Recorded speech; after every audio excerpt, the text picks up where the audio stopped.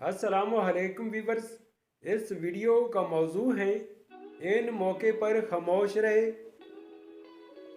आज की अच्छी बात, हमारे ख्वाबों के सच ना होने की सबसे बड़ी वजह यही है कि हम गलत वक्त पर गलत लोगों के सामने अपना मुंह पहले ही खोल देते हैं। और हमेशा याद रखें, इन खुशियों के मौके पर खामोशी इख्तियार कर लेना ज़्यादा बेहतर है।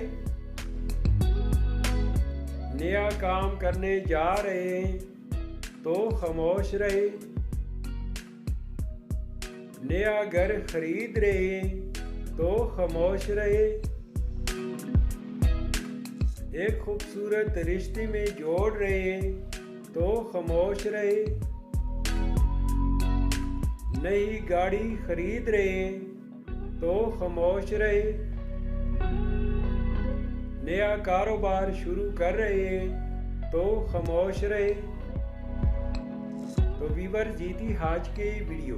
आपसे एक छोटी सी रिक्वेस्ट है कि हमारे चैनल को ज़रूर सब्सक्राइब कीजिए और साथ में बेल आइकन को भी प्रेस कीजिए ताकि नए आने वाले वीडियो की अपडेट आपको मिलती रहे। Thanks for watching my YouTube channel.